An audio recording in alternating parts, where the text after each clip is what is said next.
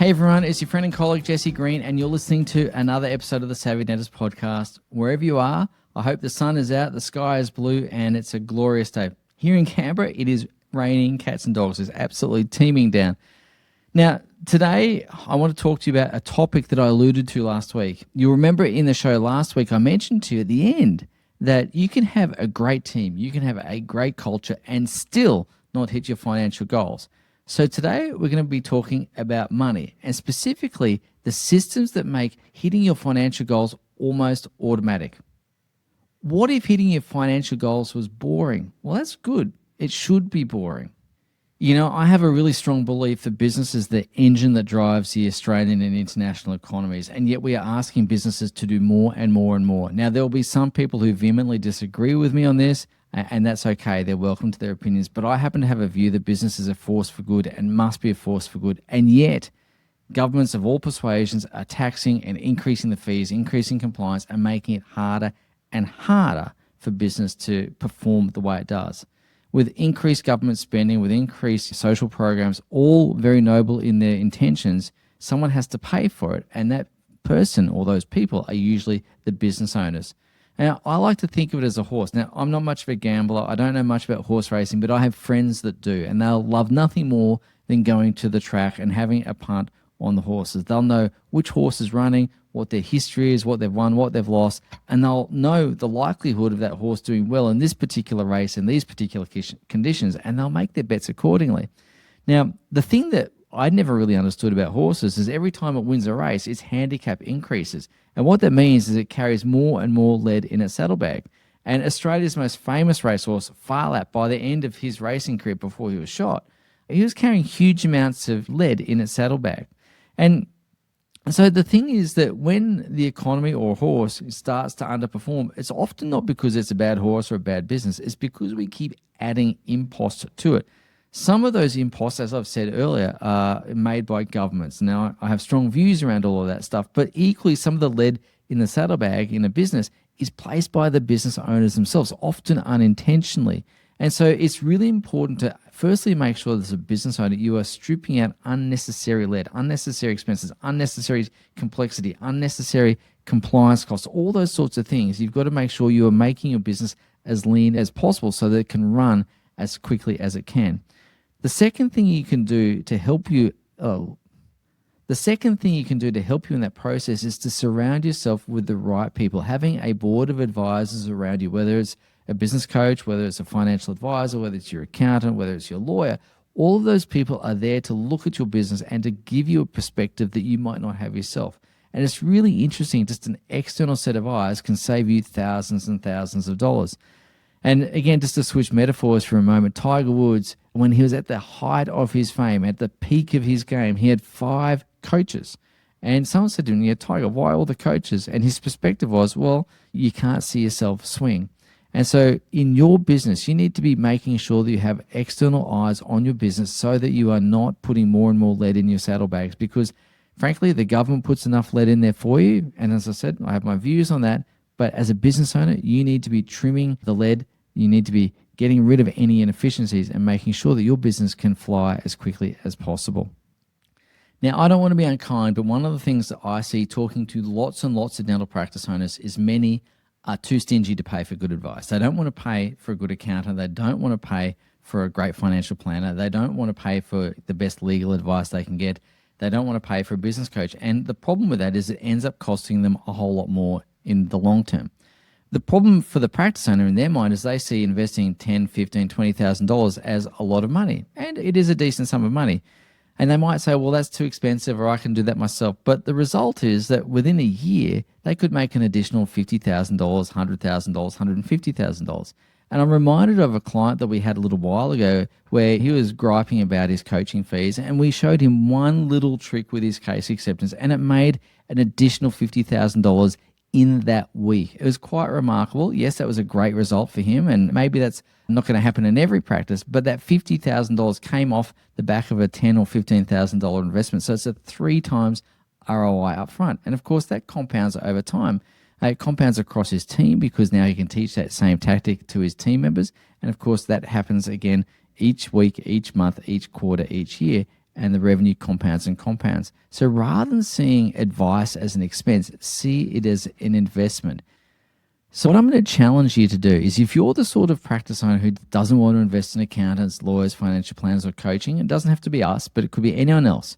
I'm going to ask you to consider what it's costing you to not get help. How many years are you going to be stuck in the same revenue? How many years are you going to be dealing with the same headaches, the same challenges, the same problems? How many years are you going to be sweating away thinking about the day you retire, only for that day to be further and further away than ever? And going back to our example, it wasn't that the coaching cost him 15 or 20 grand. Not getting the coaching was costing him plenty of $50,000 cases for him and his team. That's hundreds of thousands of dollars a year it was costing him by not getting his coaching. So I want to shift gear for a second. One of the things I've really noticed, the difference between those practice owners that hit their financial goals versus those that don't, is the ones that don't are often hoping, praying, fingers crossed, toes crossed that they're going to hit their numbers, whereas the guys and girls that do hit their numbers actually know they're going to hit their numbers. They've reverse engineered the outcome before they even start. And they do that by creating a financial projection and understanding the activities that lead to the fulfillment of that projection. So what I want to talk to you about are leading indicators and lagging indicators. Leading indicators are the activities that produce the result, and the lagging indicators are the results themselves. So a lagging indicator could be your case acceptance rate, or your daily production, or the number of new patients that you have. And of course, the leading indicators or the activities could be how many units of treatment do you offer per day, how many times do you ask for reviews and referrals to generate new patients for the book, and so on and so forth. You get the gist. So it's really important then to create a dashboard where you track both the leading indicators as well as the lagging indicators. Because if you hit your results, your lagging indicators, your daily production, all those, but you're missing your leading indicators, I guarantee you in a few weeks, your results are going to suffer. So on your dashboard, you want to review that weekly with your accountant or your coach or whoever it may be, and understand you've got to hit both the leading and lagging indicators. Now, here's the key thing I want to tell you about this system. This system is not going to care about your feelings. It's not going to care about how you feel about it, but the system works. You've got to build it, you've got to trust it, and you've got to review it. And if you work the system, it'll work splendidly for you. Okay, gang, so that's what I'll share with you about leading and lagging indicators. I want to move on to a question that's come in from a listener. As I mentioned a couple of weeks ago, we're introducing Q&A, and I want to take the opportunity to answer those where I can. This question comes from a listener called Jenny, and she's asking, how do I make more money? Now, my question to you, Jenny, is are you asking how to make more revenue or how to make more profit? So I'll tackle both of them for you, but let's think about revenue first. If you want to increase your revenue, then you've really got three big levers you can pull. You can increase the number of patients that you see, you can increase the frequency with which you see those patients, or you can increase the average size of the transaction. So increasing the number of patients is marketing and capacity management. Increasing the frequency with which you see them is making sure we've got our recall system dialed in, we're not having cancellations and no-shows and all those sorts of internal marketing kind of things. And of course, the average transaction size comes back to case acceptance. It comes back to the range of services on offer. It comes back to scheduling and a whole lot more. But of course, that's only the top line. What we really do care about is the bottom line. How much profit do you get to keep, and specifically how much cash flow do you get to keep? And so therefore we do need to look at the other side of the ledger, which is expenses. So for most people, they neglect the expense side of the ledger. They focus only on top line, and it's important, but it's only part of the picture. So it's really important to fix leaks, financial leaks in your practice. It's very easy to lose money through a variety of different ways.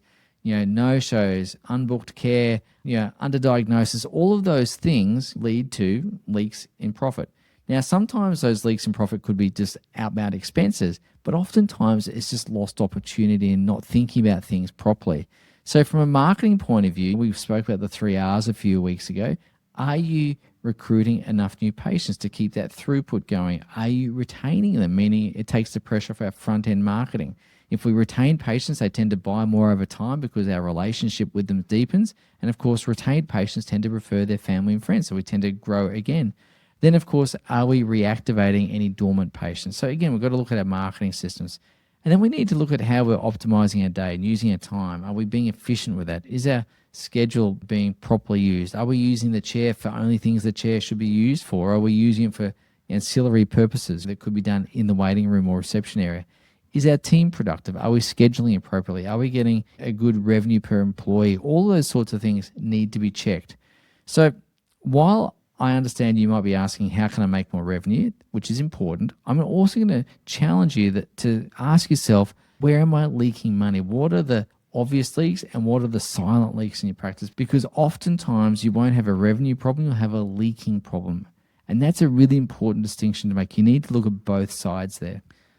All right, so now you've got the systems, you've got the dashboard, you've got the numbers you're going to follow on a weekly basis, and we understand that, of course, boring is indeed profitable and profitable is fun. But here comes the hardest part. This is the part that kept me awake for a long time, and it's actually pretty tricky to solve.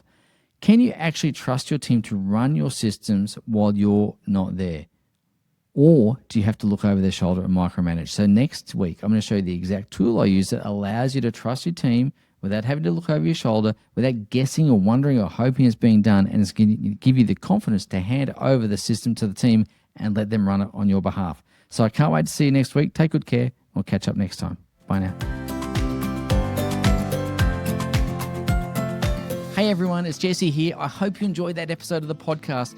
If you're looking for some more tools, some more insights, some more inspiration to help you create a practice that you love, as well as a life that you love, well, head across to savvydentist.com and check out all the goodies that we have there waiting for you right now.